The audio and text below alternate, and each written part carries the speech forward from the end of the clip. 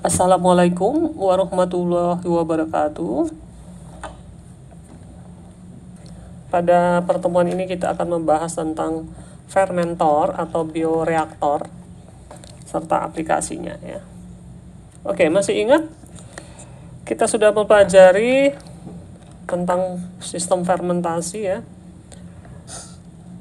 Apa bedanya dengan proses pembusukan, kemudian apa yang perlu dikendalikan dalam suatu fermentasi. Kita sudah belajar tentang perlunya kultur starter ya. Kemudian kita juga sudah pelajari media fermentasi atau substrat. Nah, yang perlu dikontrol lagi adalah lingkungan ya. Misalnya kalau fermentasinya aerobik, maka butuh pengaturan oksigen seperti itu ya. Kemudian mungkin saja suhu ya, untuk yang mikrobanya termofilik berarti butuh pengaturan suhu yang termofilik. Kemudian nanti yang tidak kalah pentingnya adalah bagaimana sistem pengumpanan di dalam fermentasi tersebut ya. Apakah prosesnya secara batch, continue, atau gabungan keduanya. Nah, untuk mengontrol semuanya itu secara keseluruhan, maka diperlukan wadah fermentasi yang disebut dengan fermentor. Nah, itu yang akan kita bahas hari ini ya.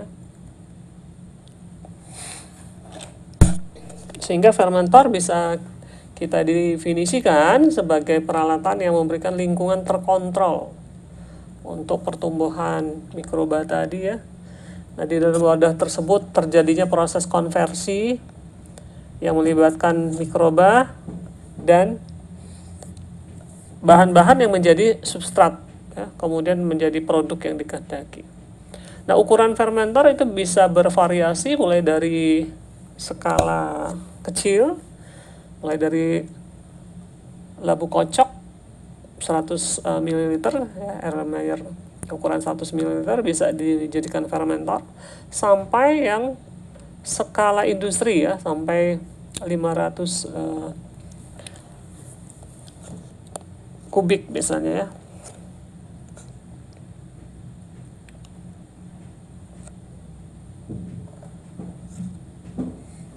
Nah, bioreaktor tentunya dipersiapkan sesuai dengan kebutuhan proses ya. Apakah aerobik atau anaerobik, maka diperlukan aksesoris yang bisa mengontrol atau mengkondisikan aerobik ataupun anaerobik ya. Kemudian tipe dari fermentasinya, apakah mikrobial, bisa juga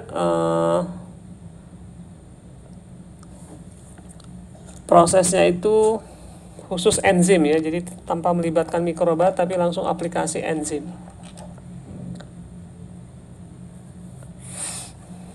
Nah, kemudian berdasarkan metode aerasi ya, jadi kalau di aerobik maka dibutuhkan model aerasi. Nah, itu ada banyak macam, mulai dari kultur diam sampai dengan fluidized bed bioreaktor ya.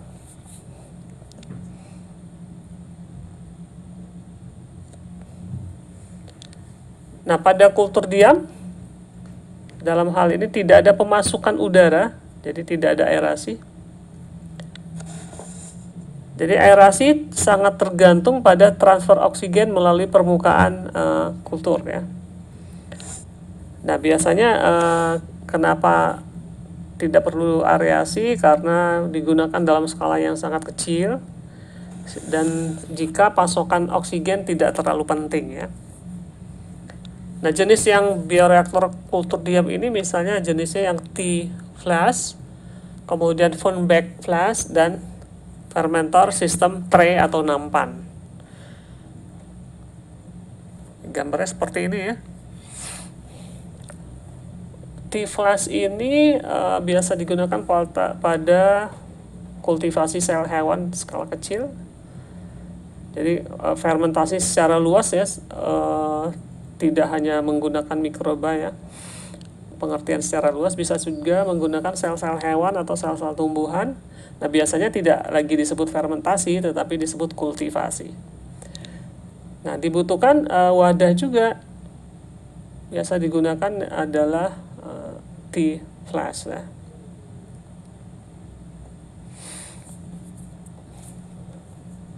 Kemudian yang bentuknya horizontal seperti ini ya. Jadi botolnya diposisikan secara horizontal untuk memperluas permukaan transfer oksigen. Kemudian bisa juga menggunakan Erlenmeyer atau Furtbach flash. Contohnya pada fermentasi teh kombucha, air teh yang difermentasi oleh kamir, bakteri asam laktat dan bakteri asam asetat ya. Contohnya di sebelah kanan ini bisa menggunakan seperti ini atau botol seperti ini ya. Nah, bagaimana yang bentuknya tray atau nampan? Contohnya adalah pada pembuatan asam sitrat oleh Aspergillus niger menggunakan baki. Kulturnya media cair ataupun padat seperti ini, yang disusun di dalam rak seperti ini ya. Nah, ini namanya tray ya. Contoh yang menggunakan tray adalah pada fermentasi koji ya. Jadi mikrobanya ditumbuhkan pada substrat padat dalam bentuk tray untuk memproduksi hormon atau enzim untuk keperluan industri medikal ya. Kalau di Indonesia barangkali tempe ya, itu termasuk tray ya. Modelnya tray. Oke, ini tempe ya. Jadi termasuk kultur diam ya. Itu seperti ini. Nah, kemudian yang bioreaktor labu kocok atau drum yang berotasi ya. Nah, pada yang kedua ini sudah dilengkapi dengan pengocokan, jadi tidak diam lagi, ada mesin pengocoknya untuk meningkatkan transfer oksigen.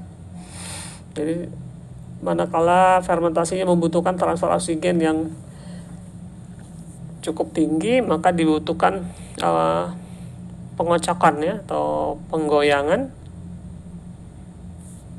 Maka biasanya yang T tadi bisa diletakkan di dalam suatu shaker seperti ini, sehingga nanti shakernya bisa dihidupkan untuk bergoyang ya.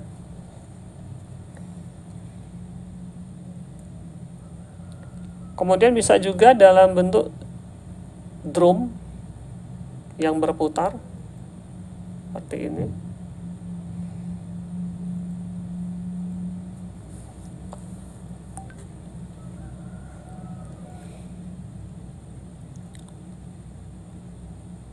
Dan ini contoh gambarnya yang lebih besar ya.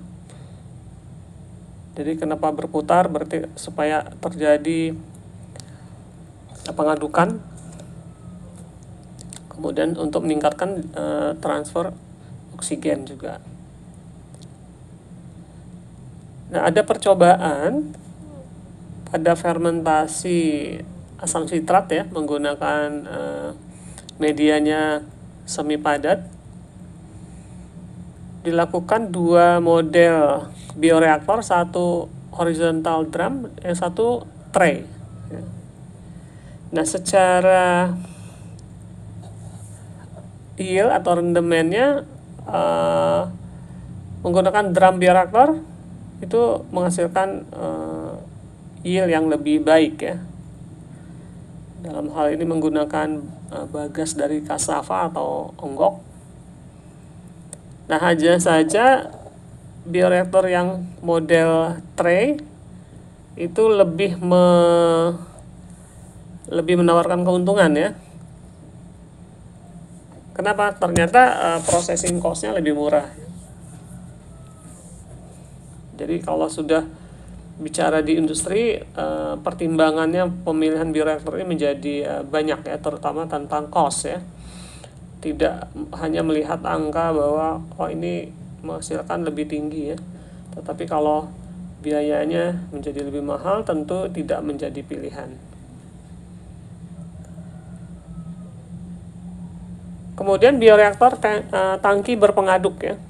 Kalau tadi pengadukan dilakukan dengan penggoyangan, maka di sini memang sudah dilengkapi dengan sistem agitasi atau pengadukan ya. Bisa juga dengan sistem pemasukan oksigen atau aerasi ya. Kemudian pada tangki berpengaduk ini sekaligus juga sudah ada sistem pengendalian busa, pengendalian suhu, pengendalian pH, kemudian dilengkapi dengan lubang pengambilan sampel, dan juga termasuk sistem pembersihan dan sterilisasi.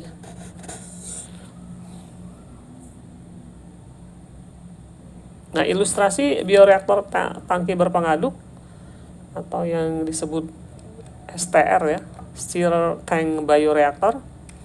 Ilustrasinya seperti ini ya, sudah lebih kompleks dibandingkan dua model sebelumnya ya.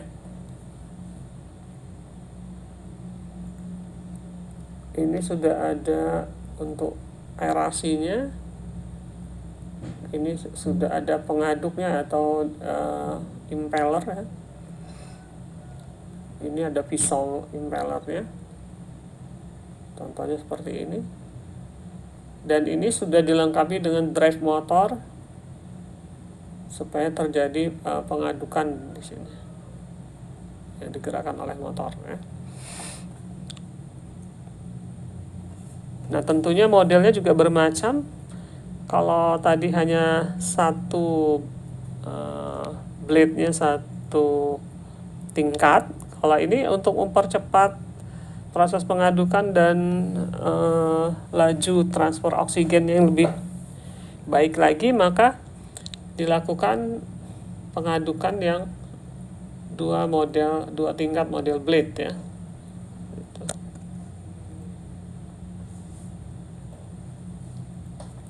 Ini contoh gambar realnya bioreaktor tangki berpengaduk seperti ini.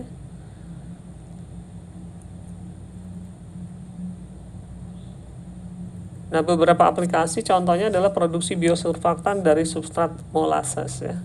Ini substrat molasses.